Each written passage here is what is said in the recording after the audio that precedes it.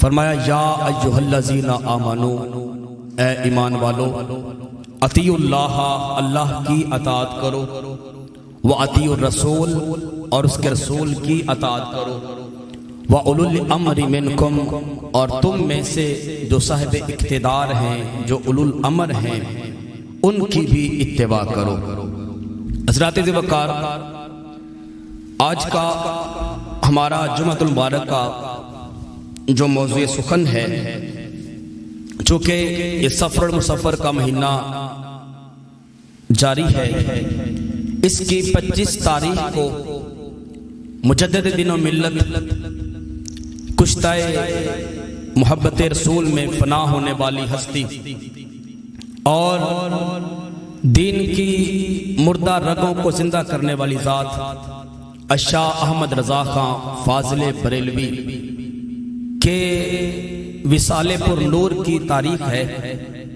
آپ کے حوالے سے آج ہماری گفتگو ہوگی۔ حضرات وقار، الشاہ احمد رضا خان فاضل بریلوی یہ صرف ایک نام نہیں ہے، یہ صرف ایک شخصیت نہیں ہے، بلکہ قیامت تک آنے والے مسلمانوں کے لیے ایک نظریے کا نام ہے، ایک سوچ کا نام ہے، ایک فکر کا نام ہے۔ الشاہ احمد رضا خان فاضل بریلوی اہل سنت و جماعت کی قیامت تک کے لیے پہچان کا نام ہے۔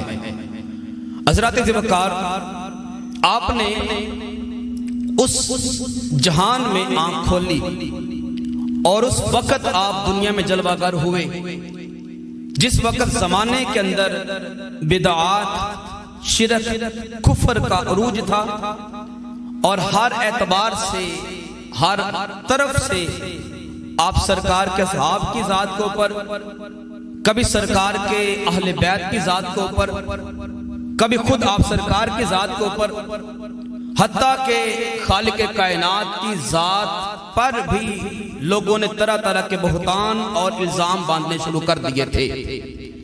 ایسے عالم میں خالق کائنات نے آپ کو دنیا میں مبعوث فرمایا اور آ کر آپ نے اپنے علم کے ذریعے، اپنی افکار کے ذریعے، اپنی تعلیمات کے ذریعے، تشریحات اور اصطلاحات کے ذریعے آپ نے جو دین کی مردہ رگیں ہو چکی تھیں، جن افعال اور جن اقوال کو، سرکار کی جن اداؤں کو لوگوں نے پس پشت ڈال دیا تھا، اور دین کی وہ مردہ رگیں جن کو لوگوں نے چھوڑ دیا تھا، آ کر آپ نے زندہ کیا اور ایک دفعہ سے پھر آپ نے امت مصطفیٰ کے اندر محبت مصطفیٰ کی شمع کو روشن فرما دیا۔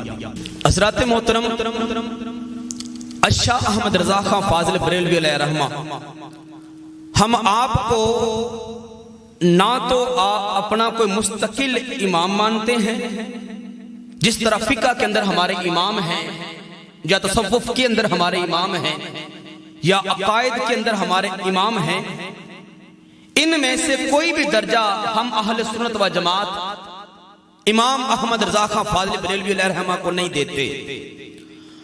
مستقل طور پر جو ہمارے عقائد کے امام ہیں اور علم کلام کے امام ہیں، وہ الشاہ منصور، ابو منصور ماتوریدی ہی ہیں، اور اسی طرح جو فقہ کے ہمارے امام ہیں، جن کی وجہ سے ہم حنفی کہلاتے ہیں، وہ ہمارے مستقل امام اعظم ابو حنیفہ علیہ رحمہ ہی ہیں۔ اسی طرح تصوف کے جو امام ہیں، ان میں جو 4 سلاسل ہیں، خواہ وہ سہروردیہ ہیں، چشتیہ ہیں، قادریہ ہیں، مجددیہ ہیں، ان میں بھی ہم آپ کو مستقل طور پر امام نہیں مانتے، لیکن ہم یوں بھی ان کو اپنا امام تسلیم کرتے ہیں کہ اگر یہ ان کے زمانے میں ہوتے اور اگر اوائل دور میں آتے تو ان کا مقام، ان کا درجہ، ان کی صلاحیت، ان کے علوم کی بنا پر شاید اہل سنت و جماعت کے لوگ ان کو اپنا فقہ کا مستقل امام بنا لیتے۔ اگر ان کی طریقت کی طرف دیکھتے ہیں اور ان کے تصوف کے علوم کی طرف دیکھتے ہیں تو شاید اہل سنت و جماعت کے لوگ ان کو اپنا تصوف کا امام بھی بنا لیتے۔ اور اگر ہم ان کو عقائد کے اندر بولتا ہوا دیکھتے ہیں، علم کلام کے اندر ان کی جد و جہد محنت اور ان کے علوم پر لکھی ہوئی کتابیں دیکھتے ہیں تو شاید اہل سنت و جماعت کے لوگ ان کو مستقل طور پر عقائد کا اپنا امام بھی بنا لیتے، لیکن یہ اللہ تبارک و تعالیٰ کی تقسیم ہے، خالق کائنات کا یہ کلیہ قانون ہے کہ خالق کائنات سرکار نے ارشاد فرمایا ان اللہ یبعث لہذہ الامہ، اللہ تبارک و تعالیٰ کی ذات اس امت کے اندر ایک شخص کو بھیجتی رہے گی علی رأس مئۃ سنۃ، ہر 100 سال کے اینڈ پہ، ہر 100 سال کے بعد ایک شخص کو بھیجا کرے گی یجدد لہا دینہا، میں یجدد لہا دینہا، جو آ کر دین کی مردہ رگوں کو زندہ کر دے گا اور دین کے اندر آ کر تجدید کرے گا، اور دین جو لوگ چھوڑ چکے ہوں گے اور دین کے اندر جو بدعات اور نئی نئی رسومات پیدا ہو چکی ہوں گی وہ شخص آ کر ان رسومات کا ختم کر دے گا اور دنیا والوں کو وہ دین دے جائے گا جو عین رسول اللہ کے زمانے کے اندر دین تھا، جو بہاریں دین اسلام کی اصحاب کے دور میں، تابعین یا تبع تابعین کے دور میں تھیں، وہ 100 سال کے بندہ بعد میں آئے گا اور آ کر دنیا والوں کو وہی بہاریں دے کے چلا جائے گا۔ یہ اللہ تبارک و تعالیٰ کی تقسیم ہے، اس کی قدرت کا فیصلہ ہے کہ خالق کائنات نے آپ کو اول دور کے اندر مبعوث نہیں فرمایا۔ اگر آپ اول دور میں ہوتے تو آپ کا مقام بھی انہی لوگوں میں ہی ہوتا جو فقہ کے یا تصوف کے یا کلام کے ہمارے امام ہیں۔ آپ کو خالق کائنات نے 18ویں صدی کے اندر بھیجا اور یہ زمانہ بھی بدعات کا زمانہ تھا اور فسق و فجور کا زمانہ تھا اور الزامات خالق کائنات کی ذات کے اوپر اور محمد مصطفیٰ کی ذات کے اوپر، اصحاب کے اوپر اور اہل بیت کے اوپر لگائے جا رہے تھے اور لوگوں کے عقائد کو مسخ کیا جا رہا تھا۔ کہیں پہ دیوبندیت کا زور ہے، کہیں پہ وہابیت کا زور ہے، کہیں پہ مرزا قادیانی کا زور اور چکڑوالیوں کا زور، ارد گرد کئی ایک جو دین کے مخالف جو طاقتیں تھیں وہ عروج پر تھیں۔ ایسے دور میں خالق کائنات نے ایک مرد قلندر کا انتخاب کیا جسے الشاہ احمد رضا فاضل بریلوی کہتے ہیں۔ اس نے آ کر دنیا والوں کو تمام قسم کے ان جھوٹے دلالوں اور جھوٹے کوئی نبوت کا دعویٰ کر رہا ہے، کوئی بدعات کی ایجاد کر رہا ہے، کوئی شرک دین میں داخل کر رہا ہے، ان سے بچایا اور دنیا والوں کو وہ دین کی بہار دے گئے جو محمد مصطفیٰ کے دور کے اندر تھی۔ حضرات ذوالفقار، مجدد یہ ایسا شخص ہوتا ہے جو پورے زمانے کے لیے بطور مدار بنتا ہے اور اس کا علم، اس کی اصطلاحات، اس کی لکھی ہوئی تحریرات اور اس کی دی ہوئی جتنی بھی علوم کی جتنی بھی فراوانی ہے وہ اس قسم کی ہوتی ہے کہ اگر کوئی بھی دنیا میں بسنے والا بندہ کسی بھی قسم کا کوئی مسئلہ حل کرنا چاہے، کوئی کسی قسم کی دقت دشواری پیش آ جائے تو مجدد شخص ایسا ہوتا ہے جو اس بندے کی ہر طرح کی مصیبت کو اور پریشانی کو اور مسئلے کا حل کر کے اس کے سامنے رکھ دے۔ تھوڑی آواز بھی کٹا دینا اس تھلے بٹلے تھلے لڑا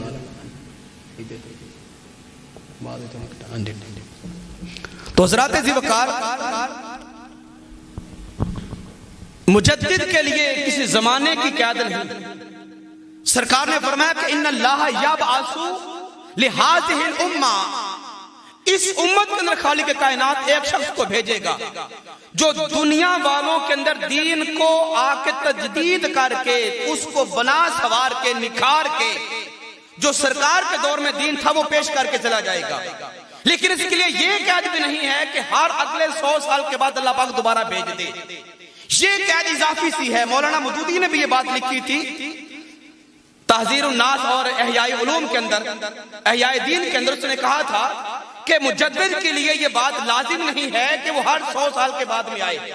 اگر کوئی مجدد اس کی اصطلاحات، اس کا علوم، اس کی جو نا کتب ہے لکھی ہوئی، اگر وہ اس قسم کی ہیں، ان کے اندر جو اس نے بدعات کا رد کیا وہ اس قسم کی ہیں، اگر خالق کائنات کی ذات چاہے تو 4 صدیوں پر بھی اس کا رنگ برقرار رکھ سکتا ہے۔ اور اس کا فیض برقرار رکھ سکتا ہے۔ مجدد الفسانی علیہ الرحمہ، آپ کو 4 صدیاں بیت گئیں۔ مولانا مودودی بھی کہتا ہے کہ آج 4 صدیاں بیت گئیں، لیکن آج بھی ان کی اصطلاحات زندہ ہیں اور 1000 سال تک ان کا زمانہ باقی رہے گا۔ مجدد کے لیے 100 سال کی قید جو لگائی گئی وہ اضافی سی ہے، اور اگر مجدد کی اصطلاحات، اس کا علوم، اس کی تعریفات، اس کی اصطلاحات اس قسم کی ہوں تو خالق کائنات اس کی تجدید، اس کا دین کے اندر جو محنت و جد و جہد ہے، چاہے تو 4 صدیوں تک میں برقرار رکھ لے۔ حضرات ذوالفقار، یہ مجدد کی نشانی ہے۔ اور ایک بات اور ذہن میں رکھ لیں، مجدد جو ہے وہ خود نہیں بنتا، وہ خود نہیں بنتا، نہ اپنے مطالعے کے بل پر، نہ اپنی محنت کے زور پر، نہ اپنے علم کی وجوہات کی بنا پر۔ مجدد جو ہے اس کو بنانے والی ذات خود رب ذوالجلال کی ہوتی ہے۔ سرکار نے فرمایا ان اللہ یبعث، کہ خالق کائنات کی ذات مجدد منتخب، فرمایا میں محمد آج مدینہ میں رہ کر اس لشکر کے ہر ایک بندے کا، اس کے باپ کا نام بھی جانتا ہوں، جن گھوڑوں کے اوپر وہ سوار ہیں ان گھوڑوں کے رنگوں کا بھی علم آج مجھے خدا نے عطا فرما دیا ہے۔ تم کہتے ہو مجھے قیامت کا علم کوئی نہیں، تو جو لشکر قیامت سے پہلے نکلے گا اس لشکر کے جو افراد ہوں گے میں ان کے نام بھی جانتا ہوں، ان کے باپوں کے نام بھی جانتا ہوں، جن گھوڑوں کے اوپر سوار ہوں گے گھوڑوں کے رنگوں کا علم بھی مجھے معلوم ہے۔ تو فرمایا مشکات سے لے کر بخاری تک ہر ایک کتاب کے اندر علامات الساعہ موجود ہیں، قیامت کی نشانیاں موجود ہیں۔ نشانی کون بتاتا ہے؟ نشانی وہی بتاتا ہے جسے حقیقت کا علم ہوتا ہے۔ نشانی وہی بتاتا ہے جسے حقیقت کا علم ہوتا ہے۔ تو سرکار کو خالق کائنات نے قیامت کے ایک ایک لمحے کا علم عطا فرما دیا۔ فرمایا قیامت جب بھی آئے گی وہ محرم کے مہینے میں آئے گی۔ کون بتا رہے ہیں؟ سرکار فرما رہے کب آئے گی؟ محرم کے مہینے میں آئے گی۔ اور فرمایا چلو دن بھی بتا دو۔ فرمایا جب تاریخ کی بات ہوئی تو فرمایا محرم کا مہینہ ہوگا، گرمی کا موسم ہوگا، اور فرمایا محرم کی 10 تاریخ ہوگی، 10 تاریخ ہوگی۔ مہینہ بتا دیا، تاریخ بتا دی، فرمایا دن بھی بتا دوں۔ فرمایا جب بھی قیامت آئے گی 10 محرم ہوگا، 7 دن جمعے کا ہوگا۔ چلو فرمایا وقت بھی بتا دوں۔ فرمایا قیامت جب بھی آئے گی محرم کے مہینے میں آئے گی، 10 تاریخ ہوگی، جمعے کا دن ہوگا، عصر اور مغرب کا درمیانی وقت ہوگا، عصر اور مغرب کا درمیانی وقت ہوگا۔ کون بتا رہے؟ سرکار فرما رہے ہیں۔ اور لوگ کہتے ہیں قیامت کا علم کوئی نہیں۔ اب ایک چیز سرکار نے نہیں بتائی، سال کون سا ہوگا، 2021 ہے کہ 22 میں آئے گی کہ 23 میں آئے گی کہ 25 میں آئے گی، کہ ابھی وقت بڑا ہے، سال نہیں بتایا۔ کیوں؟ یہاں پہ رب نے کتمان کا حکم دیا تھا، محبوب سال نہیں بتانا، لوگ تو پھر چھٹی لے لیں گے، کہیں گے ابھی بڑے سال پڑے ہیں، بڑے سال پڑے ہیں، جب قیامت آئے گی تو پھر دیکھا جائے گا۔ فرمایا صرف سال نہیں بتانا، باقی سارا کچھ بتا دا۔ جس نے سب کچھ بتا دیا، ابھی بھی کہتے ہو سرکار کو قیامت کا علم نہیں تھا۔ ارے وہ ذات جس کو خالق کائنات نے کائنات کے ذرے ذرے کا علم عطا فرمایا ہے، اور کائنات تو کیا، دنیا تو کیا، قیامت تو کیا، قیامت کے بعد جب لوگ جنتی جنت میں چلے جائیں گے، جہنمی جہنم میں چلے جائیں گے۔ ترمذی میں روایت موجود ہے، سرکار نے فرمایا میں اس وقت کے حالات بھی جانتا ہوں جب آخری بندہ جہنم سے نکل رہا ہوگا اور نکل کے جنت میں جا رہا ہوگا۔ یہ حساب و کتاب کے بعد کی بات ہے۔ آخری جنتی جب جہنم سے نکل کے جنت جا رہا ہوگا، فرمایا میں اس بندے کا نام بھی جانتا ہوں، اس بندے کے حوال بھی جانتا ہوں۔ پھر مسلم نے بات فرمائی ہے، اس کے حوال سرکار نے بیان فرمایا وہ کیسے کیسے نکلے گا۔ تو حضرات ذوالفقار سرکار کی ذات، یہ پہرا کون دے رہا سرکار کی ذات کے اوپر؟ شاہ احمد رضا کا فاضل بریلوی۔ ایسے دور میں سرکار کے ناموس کا، عزت کا اور آپ کی ذات کا جس شخص نے پہرا دیا، اس شخص کو شاہ احمد رضا کا فاضل بریلوی کہتے ہیں۔ اور یہ ہماری پہچان ہے، اہل سنت و جماعت کی بات یاد رکھ لیں، ہماری پہچان ہے، ان کے بغیر ہماری پہچان مکمل نہیں ہوتی۔ اور اچھا آپ نے تو یہاں تک لکھا، فرماتے ہیں کہ یہ تو چھوٹے چھوٹے غیب ہے، قیامت بھی چھوٹا سا غیب ہے، اور یہ کل کیا ہونے والا ہے یہ بھی چھوٹا سا غیب ہے، پیٹ کے اندر کیا ہے یہ بھی چھوٹا سا غیب ہے۔ آج تمہاری مشین بتا رہی ہے، محمد مصطفیٰ کو نہیں پتا تھا۔ آج کا ٹی وی تمہارا بتا دیتا ہے بھی آج سے 15 دن بعد فلانے علاقے میں بارش ہوگی۔ ٹی وی کے اوپر یقین ہے، اپنے نبی کے اوپر نہیں الٹرا ساؤنڈ تمہیں بتا رہا ہے کہ ماں کے اندر بیٹا پیدا کرے گی کہ بیٹی پیدا کرے گی، پہلے پوچھ لیتے ہو کہ ہاں بیٹا آ رہا ہے کہ بیٹی آ رہی ہے، اس کے اوپر یقین ہے، جو انگریز نے بنائی اس کے اوپر یقین ہے، اپنے نبی کے اوپر۔ یہ تو خیر سمجھانے کے لیے بات، لیکن آپ نے دلائل سے بات ساری بیان فرمائی۔ فرماتے ہیں یہ تو چھوٹے چھوٹے غیب ہیں، یہ تو چھوٹی چھوٹی دنیاوی باتیں ہیں۔ اللہ تبارک و تعالیٰ نے تو سرکار کو وہ علم عطا فرمایا ہے، وہ دیا ہے کہ خود خدا کی ذات بھی آپ سے سپ نہیں۔ سب سے بڑا زمانے کا غیب اور سب سے بڑی مخفی چیز جو ہے اس کائنات کی، وہ خود رب ذوالجلال کی ذات ہے۔ اب خدا کی ذات بھی نہ چھپ سکا تو پھر دنیا تو چھپ کیسے سکتی تھی؟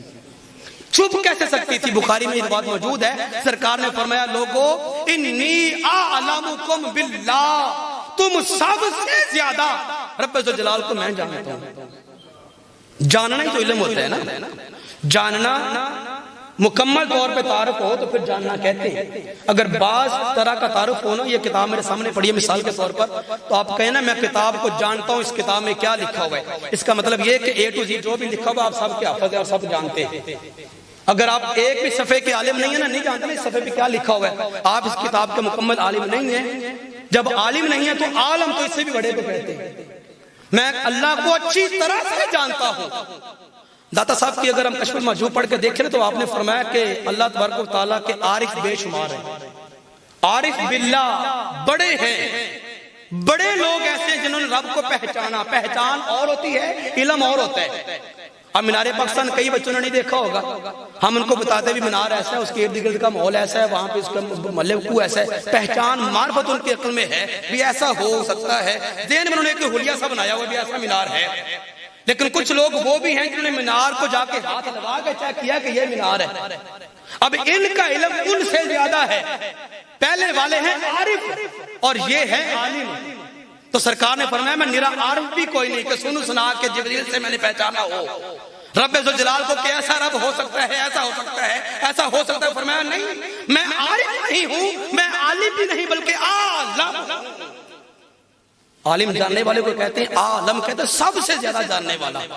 تو فرمایا جس سے رب کی ذات بھی نہ چھپ سکی، دنیا کیسے چھپ سکتی تھی؟ اور یہاں پہ آپ نے جو اپنے رنگ میں بات کی ہے نا ساری احادیث کے نچوڑ کے بعد، وہ آپ نے یوں بات فرمائی، فرماتے اصل میں علم معلوم ہی کا نام ہوتا ہے۔ جس چیز کو آپ پہچاننا جاننا چاہتے ہیں نا، اس کو جاننے کا نام ہی علم ہے۔ علم اصل میں معلوم ہی کا نام ہے۔ جس شے کو آپ پہچاننا جاننا چاہتے ہیں نا، اس کو جان لینا ہی علم ہوتا ہے۔ اس سپیکر کو آپ جاننا چاہتے ہیں، اس کو ایسے مس کر کے چھو کے بول کے اس میں اور پکڑ کے دیکھ کے پہچانے کے پیچھے یہ ہے مائک، اس کو جاننا ہی اصل میں علم ہے۔ اور فرماتے ہیں کہ دنیا دار عالموں کی مثال کیا ہے، بڑے بڑے عالم دنیا کے لے آؤ، کوئی ایسا شخص بھی ہوگا، تم لوگ سرکار کے علم پہ فرمایا اعتراض کرتے ہو کہ سرکار کا علم یہ تھا وہ نہیں تھا، اس کا تھا اس کا نہیں تھا۔ اب اعلیٰ حضرت کی بولی سنو، آپ کس طرح لوگوں کو سمجھا رہے ہیں۔ آپ نے اپنے کلام میں بیان فرمایا، فرماتے ہیں کہ لوگوں دنیا کے عالموں کی مثال کیا ہے۔ کوئی شخص ایسا دنیا کا عالم ہے جس کے پاس ہواؤں کا علم ہے۔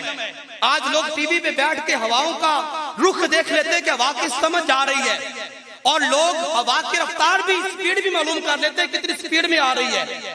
تو جو بندہ ہواؤں کا عالم ہے، چونکہ ہوا دنیا میں قید ہے، دنیا میں محیط ہے، دنیا میں محدود ہے، تو چونکہ ہوا محدود ہے تو محدود کے عالم کا علم بھی محدود ہی ہوا۔ جہاں پہ ہوا کا اند ہوگا اس کا بندے کا علم بھی ختم ہو گیا۔ ایسا ہی ہے جس بندے کے پاس پانی کا علم ہے، بڑے بڑے سمندر ہے دنیا کے اندر، اب جہاں پہ جا کے سمندر کی انتہا ہو جاتی ہے، وہاں پہ جا کے سمندر کے عالم کے علم کی بھی انتہا ہو جاتی ہے۔ کسی کے پاس پہاڑوں کا علم ہے، جہاں پہ جا کے پہاڑوں کا اختتام ہو گیا، وہاں پہ اس عالم کے علم کی بھی انتہا ہو گئی۔ کسی کے پاس چاند کا علم ہے، تو جہاں پہ جا کے چاند کے کناروں کی انتہا ہو گئی، وہاں پہ جا کے اس عالم کے علم کی بھی انتہا ہو گئی۔ کسی کے پاس ہے سیاروں کا علم، تو جہاں پہ سیاروں کی جا کے انتہا ہو گئی، وہاں پہ جا کے اس عالم کے علم کی بھی انتہا ہو گئی۔ سرکار نے فرمایا میں زمین کا عالم نہیں، صرف چاند کا عالم نہیں، صرف سورج کا عالم نہیں، صرف پہاڑوں کا عالم نہیں، صرف میں درختوں کا عالم نہیں، نہیں, صرف سمندروں کا عالم نہیں, صرف آسمانوں کا عالم نہیں, صرف عرش کا عالم نہیں, میں رب ذوالجلال کا عالم ہوں. فرمایا نہ رب ذوالجلال کے مقام کی انتہا ہے, نہ رب کی ذات ختم ہو, نہ اس کے جاننے والے کا علم کبھی ختم. فرمایا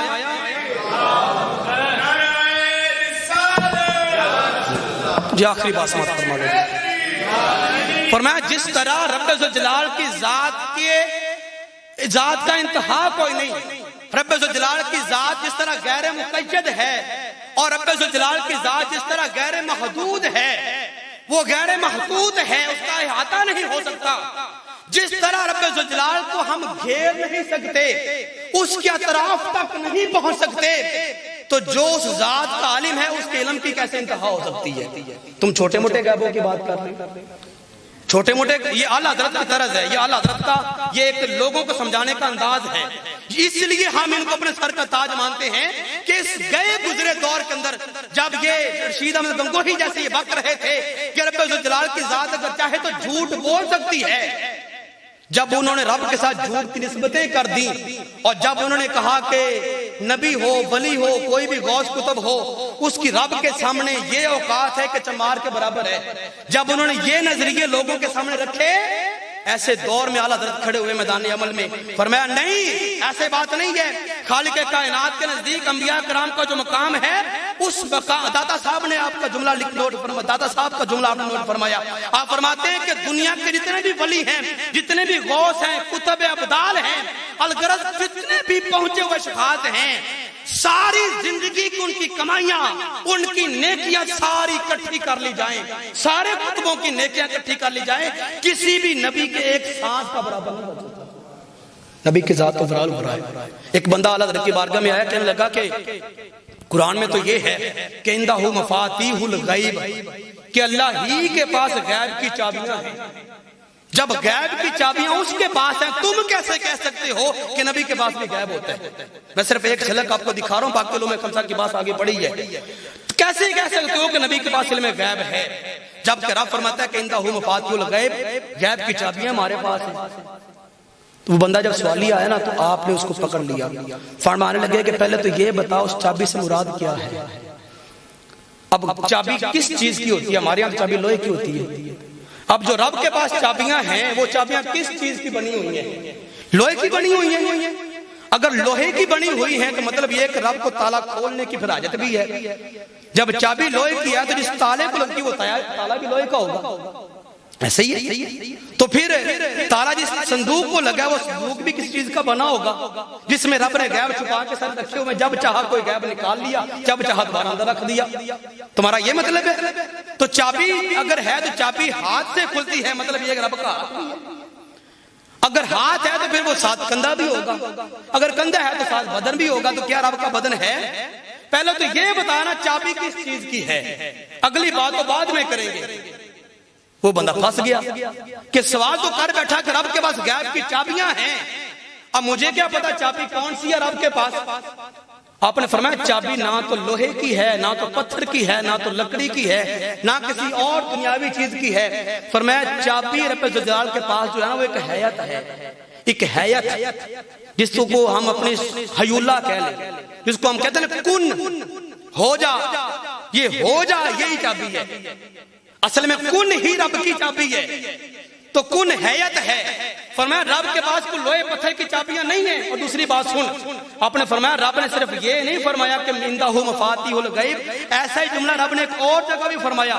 فرمایا رب فرماتا ہے کہ ہمارے پاس مقالید السماوات والارض, زمین و آسمان کی چابیاں ہیں. مقالید کا لفظ بھی رب نے استعمال فرمایا, اور مفاتیح کا لفظ بھی استعمال فرمایا کہ اندہ مفاتیح الغیب, ہمارے پاس غیب کی چابیاں. اور دوسری جگہ فرمایا مقالید السماوات والارض, زمین و آسمان کی چابیاں. تو فرمایا وہ چابیاں اصل میں حیات ہیں اور کن کی چابیاں ہیں. اپنے فرمایا تو غور کر کے دیکھ اس چابی سے مراد کیا ہے, چابی سے مراد کیا ہے.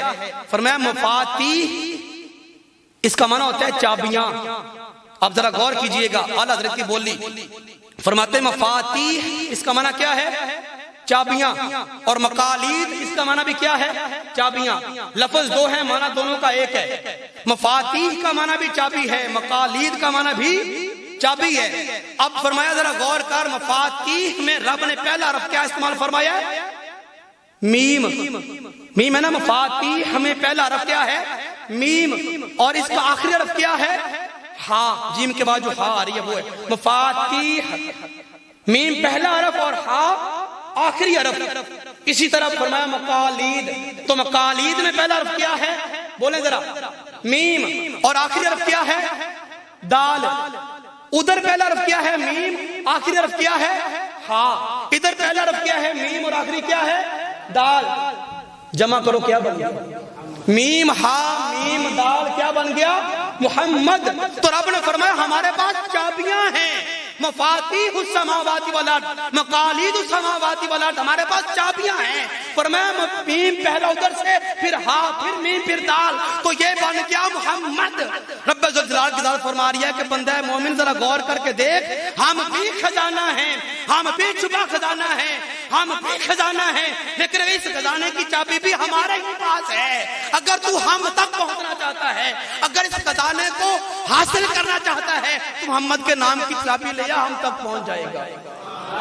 ये आला हज़रत की बोली है। हज़रत ज़िबकार आला हज़रत शाह बरेलवी ये हमारे इमाम हैं, इनके बगैर हमारी पहचान कोई नहीं। आजकल टाइटल बड़े बदले जा रहे हैं और लोग दोगला पुलिसी कर रहे हैं, और दीगर जमातें हमारे मसले का नाम जो ना वो छीन क्या मैं कह रहा हूँ, सिर्फ चोरी करके वो अपने आप की तशहीर कर रहे हैं और कहते हैं हम भी सुन्नी हैं, हम भी हनफी हैं।